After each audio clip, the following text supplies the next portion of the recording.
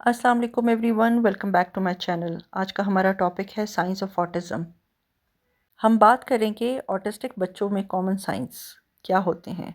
लेकिन याद रखिए, ये साइंस किसी बच्चे को कमज़ोर नहीं बनाते। ये सिर्फ ये बताते हैं कि बच्चे दुनिया को थोड़ा डिफरेंट तरीके से महसूस करते हैं।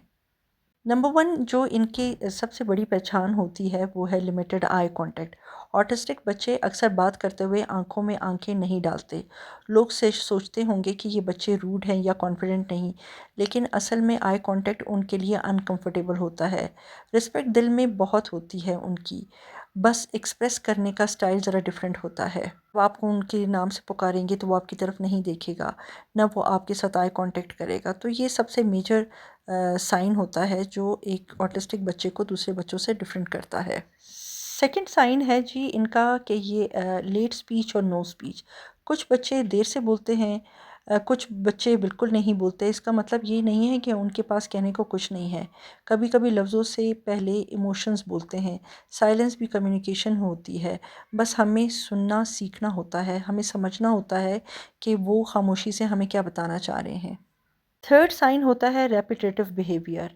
एक ही चीज़ को बार बार घुमाना, एक ही चीज़ को लाइंस में रखना या एक ही रूटीन फॉलो करना, ये सब ऑटिज़म के बड़े कॉमन साइंस है। ये कोई नखरे नहीं होते, ये उनका कंफर्ट जोन होता है जहाँ पे वो अपने आप को बहुत सिक्योर फील करते हैं। They are very much sensitive to sound, light और टच। जो आवाज़ें हमें नॉर्मल लगती हैं वो ऑटिस्टिक बच्चों के लिए बहुत लाउड होती हैं। ब्राइट कलर्स, क्राउड्स या कपड़ों का टेक्सचर, ये सब उनके लिए ओवरवेलमिंग हो सकता है। इसीलिए जब वो रो पड़ते हैं तो वो ज़िद नहीं कर रहे होते हैं, उनका ब्रेन ओवरलोड हो चुका होता है और वो इरिटेट हो रहे होते हैं। अक्सर आप क्राउड में देखें कि नॉर्मल बच्चे भी जो है ना इरिटेट हो जाते हैं। तो ऐसे बच्चों को जो हम ऑटिस्टिक कहते हैं, इन बच्चों की सबसे बड़ी पहचान ये होती है कि ये बहुत ज़्यादा क्राउड में परेशान हो जाते हैं। बहुत लाइट्स इनकी आंखों पे पड़े तो ये अपनी आंखें बंद करने शुरू कर देते हैं और रोना शुरू कर देते हैं। ये वो चीज़ें होती हैं जो इनको दूसरों से मुख्तलिफ बनाती है। और अक्सर लोग ना उनकी ये प्रॉब्लम समझते नहीं हैं, जिनका समझना बहुत इम्पॉर्टेंट होता है। सोशल इंटरेक्शन में इनको बहुत ही डिफ़िकल्टी होती है। ऑटिस्टिक बच्चे अक्सर ग्रुप प्ले से दूर रहते हैं। वो अकेले खेलना पसंद करते हैं। लोग समझते हैं कि वो एंटी सोशल है, लेकिन सच ये नहीं है। सोशल रूल्स उनके लिए कंफ्यूजिंग होते हैं। उनको ज़्यादा टाइम और पेशेंस चाहिए चाहिए होता है। और वो अक्सर जो है ना आम बच्चों के साथ खेलने को बिल्कुल अवॉइड करते हैं। उनको अकेले रहने में ही ज़्यादा अपना आप सिक्योर फील होता है।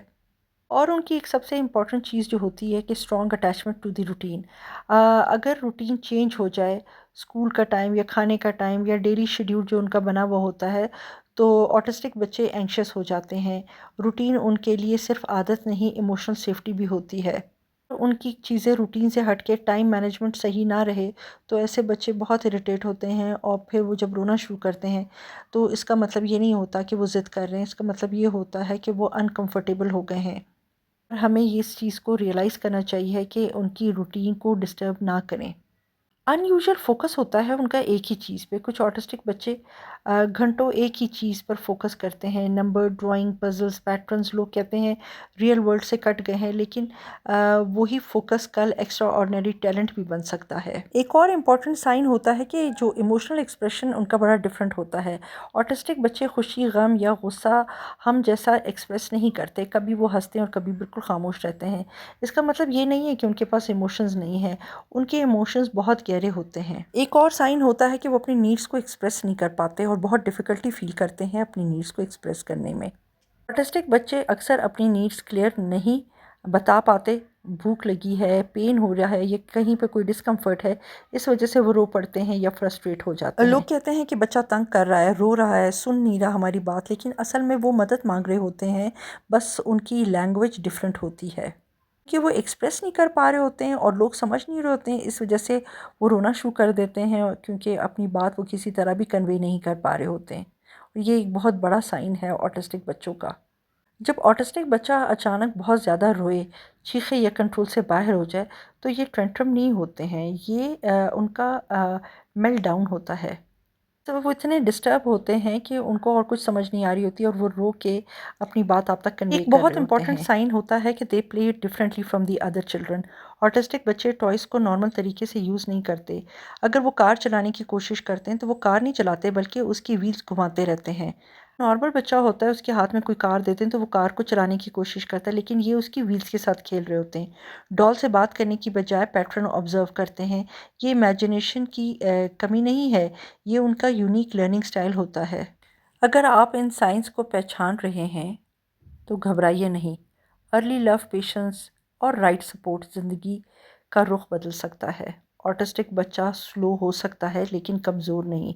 वो डिफरेंट हो सकता है लेकिन कम नहीं किसी से। Autism does not define the child defines autism. अगर आपको मेरी ये वीडियो पसंद आई है तो ज़रूर शेयर करें। शायद आपकी एक शेयर किसी पेरेंट को उम्मीद दे दे। मेरी वीडियो को ज़रूर लाइक करें, चैनल को सब्सक्राइब करें एंड थैंक यू। अल्लाह हाफ़िज़।